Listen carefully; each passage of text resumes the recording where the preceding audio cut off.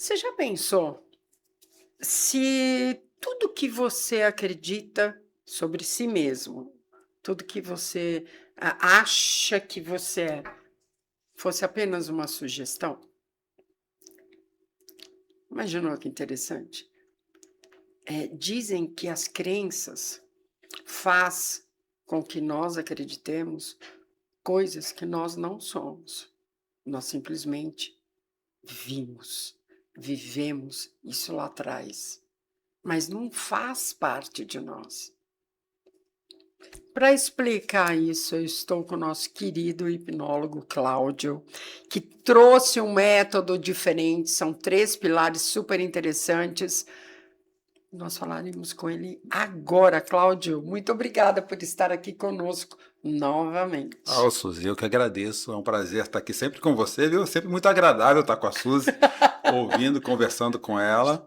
E estar aqui novamente para falar um pouquinho sobre esse assunto aí que tá um pouco na moda, né? Falar sobre crenças que nos limitam. Não, e o interessante, Cláudia, dessa pauta, colocaremos assim, desse tema, é que cada um fala uma coisa, né? Sim, Eu acho interessante, eu fico imaginando as pessoas que assistem, porque a internet está aí, todo mundo fala o que quer, do jeito que quer, da forma que quer. Então, às vezes, a pessoa fala da crença limitante de um jeito, aí você vai para o outro, fala outra coisa, você vai para o outro, fala outra coisa. E isso, em vez de trazer o esclarecimento para as pessoas, bagunça mais ainda. Mas o sim, que é a verdade? sim. Aonde que eu vou? O O que que, que é? afinal de contas, é uma crença limitante, né? Porque olha, vamos lá, Cláudio. Eu acredito, que normalmente as pessoas acham que a crença limitante ela só é negativa. Eu não acredito. Não, concordo com você, Suzy. Para te responder sobre O que é a crença? Vamos lá. essa verdade, a crença é como a lente de uns óculos. Ela te ajuda a enxergar a realidade através do grau que essa lente está calibrada. Então, ao longo da vida, com as experiências que nós temos, as boas, as ruins, as que nos foram impostas, as nossas escolhas que têm resultados, esse óculos vai sendo calibrado. Ele cria o que, dentro da terapia cognitivo-comportamental, né, chama de viés cognitivo, a forma que é um caminho para enxergar a realidade. Só que assim, o que é a realidade? Essa acho que é a primeira pergunta, né? Uhum, uhum. Um fato pode acontecer, 4 pessoas estarem diante do mesmo fato e terem visões diferentes. Já viu aquela fábula, eu não sei se é chinesa, de 4 cegos tocando num elefante? Já viu? Um pega a pata, outro pega a tromba, outro pega a orelha e pergunta assim, viu? Mas como é que o elefante? O que pegou a pata fala assim, é como um pilar. O que pegou a orelha é como um abanador. O que pegou a tromba é como uma corda. Então eles têm e tem o quarto também, né? Eles têm 4 percepções diferentes da realidade a partir de um mesmo fato. E a crença, ela se torna uma percepção. Até onde a crença nos limita e até onde ela nos permite ser algo, depende da perspectiva. Entendeu? Então, qual que é a verdade? Bom, para falar da verdade, essa é uma pergunta interessante, nós temos que entender que realmente não é só uma questão de populismo do termo. O termo ficou bonitinho de dizer, Uhum. isso conectou com as pessoas e aí todo mundo começa a falar como se fosse. Mas nós precisamos ser honestos com o termo. Existem várias linhas de estudos que enxergam esse elefante chamado crença limitante de formas diferentes. E aí as pessoas acabam. Eu acho que o grande perigo é não se aprofundar na base que faz com que eu diga que uma crença é isso. Eu vou falar, vou trazer aqui um spoiler alert. Quem assistiu o filme do Michael, como assisti ontem, está bem fresco na minha cabeça. Fala assim: olha, eu preciso olhar o Michael Jackson sobre 2 perspectivas. O filme me chamou isso. Primeira é a relação dele com o papel que ele quis cumprir. Um artista que fosse referência no mundo. Ele se tornou esse cara. Poxa, para muita gente isso é legal. Só que essa relação dele com esse artista tem por trás uma criança que foi oprimida durante toda a vida, diante de um pai que publicamente foi abusivo na vida dele. a partir dessa outra perspectiva, isso foi muito ruim. E isso trouxe traumas gravíssimos para a vida dele. Então, a crença, ela existe a partir de qual perspectiva? Se ela for da perspectiva do artista de sucesso, que ele se tornou, muito por essa influência ruim do pai, né? E não quero olhar o lado cheio do copo aqui, ele foi um cara que até hoje impacta a vida de muita gente, de muitos artistas. Se olhar a partir da criança que foi reprimida, que é a primeira infância onde a maior parte das coisas acontece, isso foi muito ruim. Isso se tornou uma crença que limitou ele a ser um ser humano melhor. Então, a crença ela precisa ser olhada através de perspectivas também. Com certeza. Então, vamos lá. Eu, mediante a situação que você acabou de apresentar, tá? Então, eu tenho duas visões aí, né? Eu, Suzy, posso enxergar o sucesso, mas também posso enxergar a dor, Também do mesmo jeito. né? Então, assim, tudo acontece conforme eu enxergo. Exato. E aí é onde eu falo que é a lente dos óculos. Exato, perfeito. É essa perfeito. lente dos óculos. Como é que eu sei que a lente está ajustada para mim? Eu tenho que olhar para os resultados da minha vida. Eu funciono bem dentro dos ecossistemas que eu vivo, onde eu estou na minha casa, como é que estão na minha casa, como é que eu estou no meu emprego, como é que eu estou na relação com as pessoas, quem sou eu dentro desse processo todo? E aí é essa análise, que é feita de forma terapêutica, que me ajuda a entender quem eu sou na versão que eu estou hoje. Se eu sou eu. Se eu sou eu, quem sou eu? Então eu posso ser, voltando na questão das crenças, eu posso ser o resultado das minhas crenças. Entendeu? Aí tá, vamos lá. Quando começa essas crenças a se formar? Quando você é criança, tem uma idade, como que funciona isso? A primeira infância, até os 12 anos, é a que mais impacta a formação das nossas crenças. Não que ela não venha formar, não venha se formar depois, mas é onde você começa a questionar e a interpretar as referências da sua vida. Quem são as primeiras referências? Meus pais. Sim. Ok? Então, qual é o papel deles? O que eu espero deles? O que eles deixam de cumprir, né? E nesse papel esperado, que também não é quem eles são, e isso Sim. acaba refletindo na pessoa que eu me torno. Então, vou dar um exemplo assim totalmente hipotético, tá? Tá. Eu sou filho de um pai alcoólatra que chega em casa e agride a minha mãe. Eu espero daquele pai uma outra coisa. E proteção, cuidado, orientação, o papel que qualquer um acha que o pai deva cumprir. Isso aí vai depender de cada um. Mas ele descumpre esse papel. E aí essa mãe manda esse pai embora da minha casa, eu sou criança, adolescente. Aí ela fala assim: filho, a partir de agora, você é o homem da casa. Uau, a responsabilidade que jogou em Só cima. que eu tenho uma relação afetiva com a minha mãe que fala assim: poxa, eu preciso ajudar a minha mãe. E eu assumo a minha casa. Então eu passo a crer que eu crio uma crença Que eu sou sou responsável. responsável pela casa, sem ter nem a formação mental mínima, porque o nosso córtex pré-frontal, da nossa razão, ele vai ficar pronto ali pelos 24, 25 anos. A gente se torna adulto com 25 anos praticamente. Então eu não consigo ter rede neuronal para poder elaborar nem o que estão me dando. Mas eu tenho antes uma relação afetiva com a minha mãe, que é uma pessoa que é a minha rainha, como às vezes eu ouço, que ela é a guerreira que pegou esse problema e eu preciso estar ao lado dela. Eu estabeleço uma crença. Quando eu chego na fase adulta, minha mãe já pode até ter ido, falecido e tudo mais, esse papel assumido, ele acaba se tornando parte da lente dos meus óculos. E eu sofro de perfeccionismo, porque eu tenho que agradar as pessoas. Todo mundo, né? E eu vejo que todo mundo tem que gostar de mim. Uau! Todo mundo tem.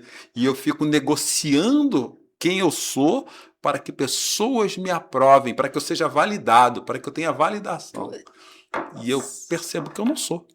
E aí eu entro em conflito, paro de funcionar do jeito que eu esperava que funcionava. E quando eu erro, eu me deprimo. E quando eu erro, É Eu uma, me é uma dissocio. cobrança constante. Está sempre em estado de alerta. Aí você começa a ir para a fisiologia. Uma pessoa que está em hipervigilância o tempo todo, ele tem níveis elevados de cortisol no seu organismo, que vai contaminando, poluindo quem ele é, e aí começa a psicossomatizar doenças. Ah, eu tenho uma dor de, tenho uma gastrite que nunca trata, que nunca cura. Eu tenho uma esofagite que nunca Mas cura. também você já está falando que nunca cura, né? Porque você está metabolizando o estresse provocado por uma hipervigilância, baseado numa crença de que eu preciso ser perfeito. Ok. Ou Então, quer seja, dizer, é bem amplo e precisa ser multidisciplinar. Não adianta ter o terapeuta. Eu preciso ter várias pessoas envolvidas no tratamento. Eu sou totalmente a favor de também deixar isso muito claro aqui, né? Que às vezes as pessoas confundem, a gente fala com tanta paixão, né? Que então porque eu sou esclarece. apaixonado pelo assunto, o olhar para mim tem que ser sempre multidisciplinar. Vários profissionais olhando para mim, mas o profissional mais negligenciado é o profissional que cuida da mente. Eu vou no médico com uma facilidade tremenda, eu vou na Nutri cuidar da minha obesidade, mas eu não vou não vou atrás de alguém que me ajuda a entender que a minha obesidade é fruto da necessidade de agradar alguém que eu tenho uma relação afetiva lá atrás. E mesmo que eu use hoje, está na moda as canetas, né? Eu tenho essa crença que me limita a ser quem eu era. Não, mas agora, fugindo até um pouco do assunto, esse negócio dessas canetas, as pessoas estão ficando ensandecidas. Então, porque dá resultado. Só que eu Mas, sou. tá, ok, desculpe te cortar, mas Imagina. fisiologicamente existe o resultado. Sim. Mas eu até tenho isso no meu Instagram. E a caneta tá como tudo que é muito novo. Cria Sim, aquele dá aquele burburinho. boom Nossa, danado. hoje eu saí de uma médica que me atende, querida, amada, minha gasta. Ela fala assim: hoje é assim, é caneta de um lado e testosterona do outro. É o que o pessoal tá atrás, né? Palavras dela. Eu falei, bem verdade, eu quero ficar magro e sarado a qualquer custo. Uhum, Mas vão surgindo, os estudos eles vão surgindo com a experimentação também. lógico. E muitos estudos apontam que pessoas que param com as canetas e não tratam a mente para lidar com o resultado, em torno de 30, tem estudo que aponta para 40% das pessoas voltando à obesidade anterior. Porque o que me leva a comer não é comer mais, é a minha relação afetiva com a comida. E essa a gente brinca, né? É a mente gorda, né? Mas, poxa, eu vou dar um exemplo recente. Um exemplo bem prático. Vamos falar de um exemplo aleatório. Nossa, como eu como esse bolo, eu lembro da minha avó. Parece aquele bolinho da casa da minha avó. O que é isso? É memória afetiva. Então, quanto mais memória afetiva você tem com o alimento, não é o alimento. O alimento é o objeto da memória. Que você usa, né? Mas com a pessoa que gerou aquela memória, que está representada naquele alimento, que eu resgato um estado de bem-estar e prazer quando eu me alimento. Às vezes é vazio. Eu tenho um vazio existencial grande e eu preciso preencher essas emoções, esse ócio, esse eu preciso comer. Então, assim, não está fora do nosso assunto, assim, e aí volta na sua pergunta inicial. O que eu creio, Uhum.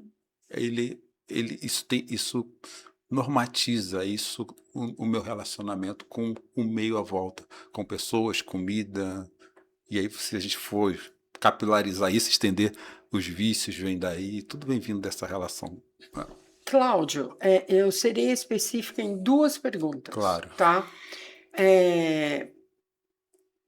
Primeiro, falaremos se as crenças limitantes, tá? É uma pergunta, lógico. Se as crenças limitantes, até que ponto elas afetam um casamento, uma união, um relacionamento? Tá.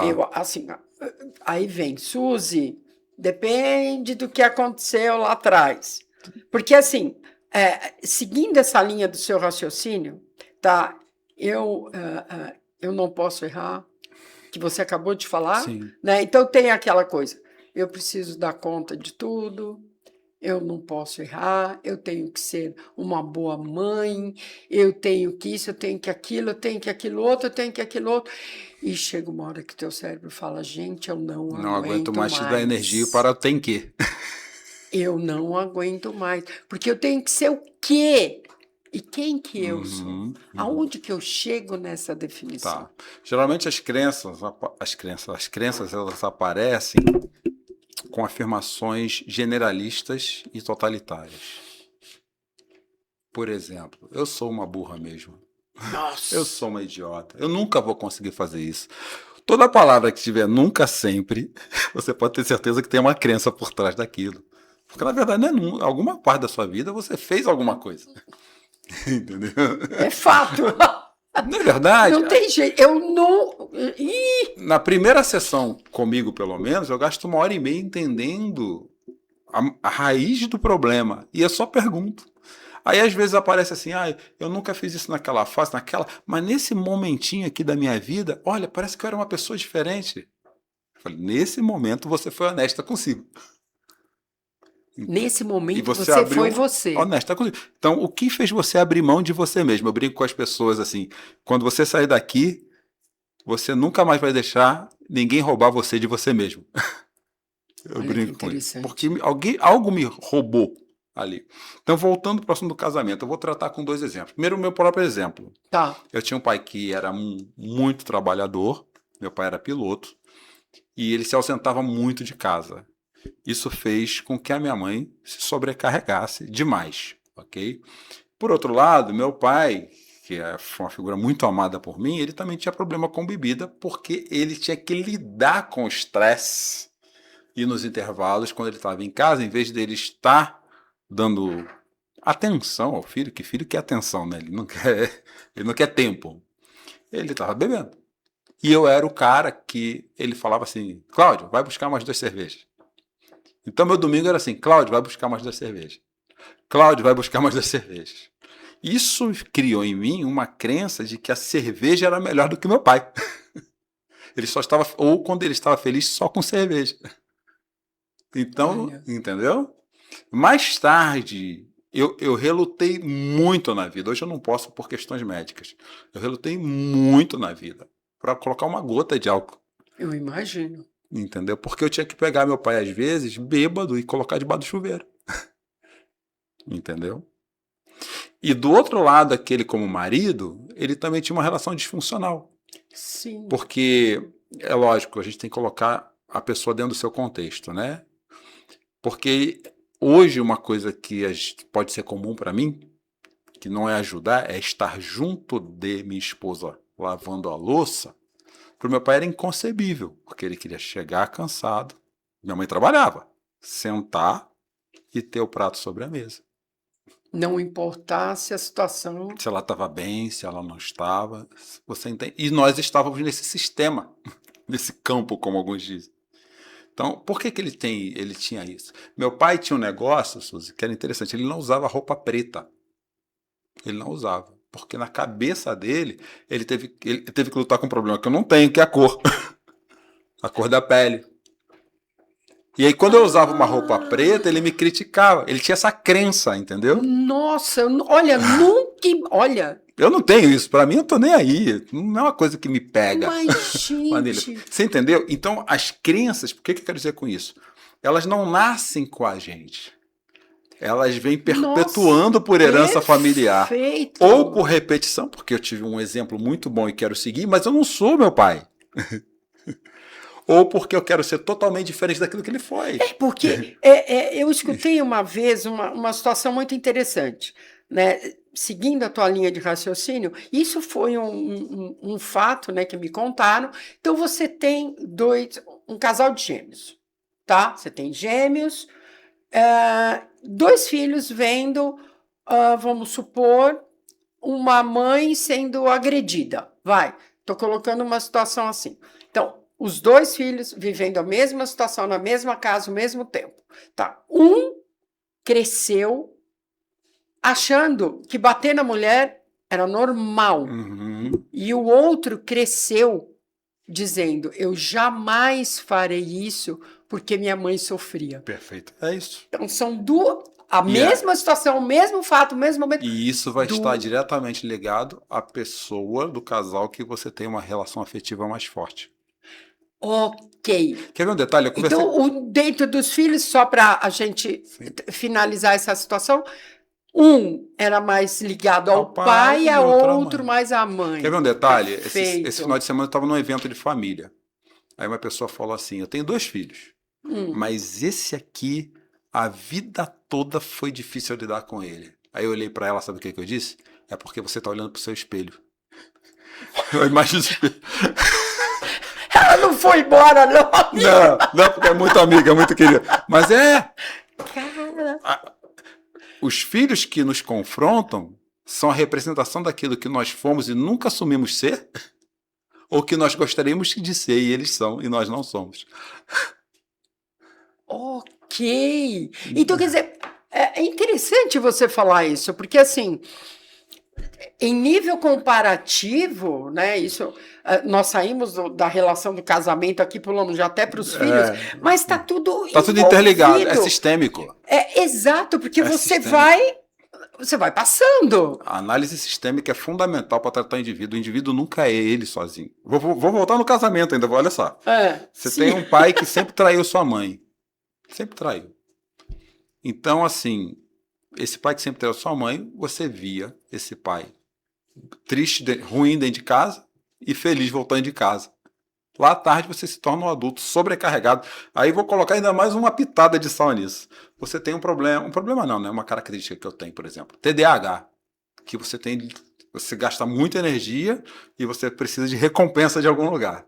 Aí você pega um filho com TDAH que viu o pai voltar de casa sempre bem e dentro de casa sem problema.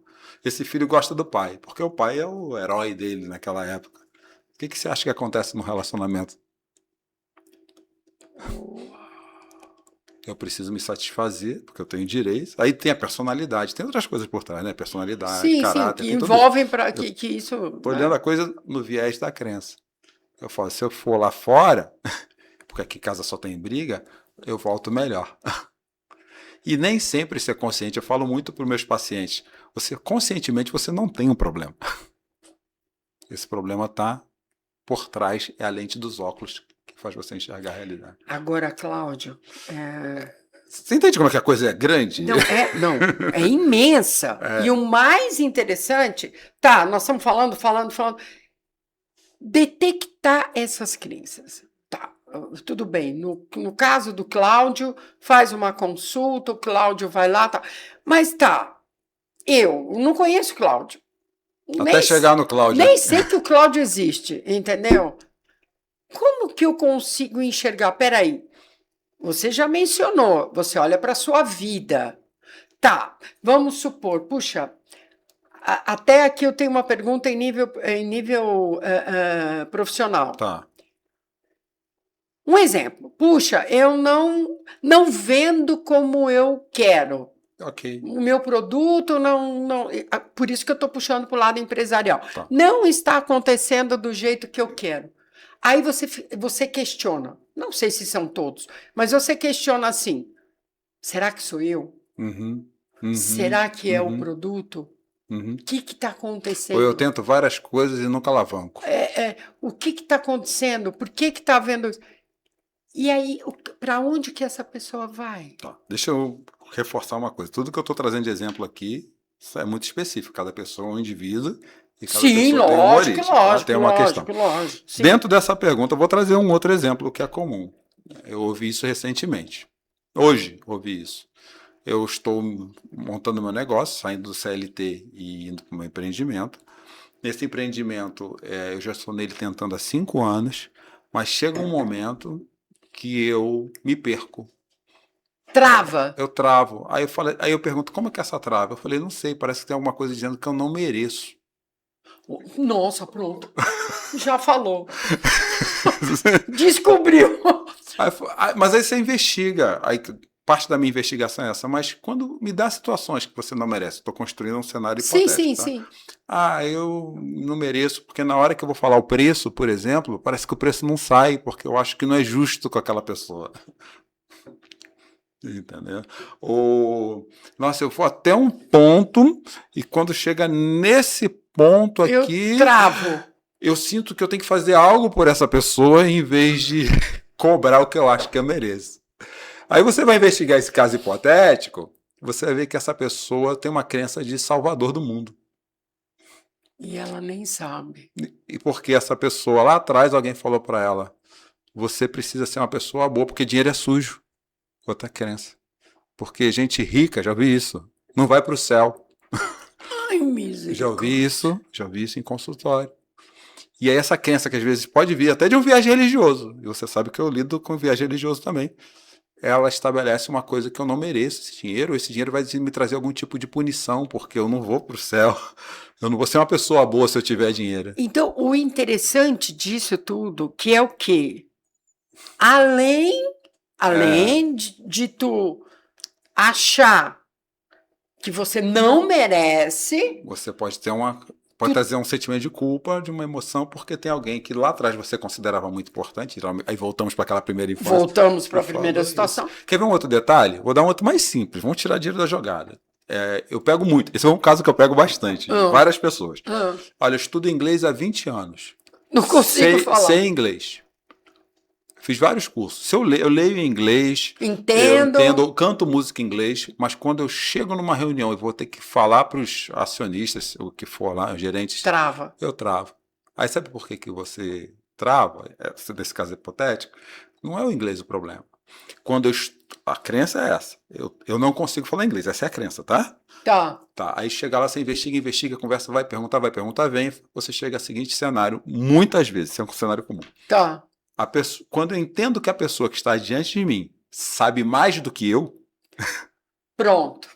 Eu gero um nível de expectativa tão alto a respeito do que eu tenho que fazer, e aí quando eu gero um nível de expectativa alto, o que sobe? Ansiedade.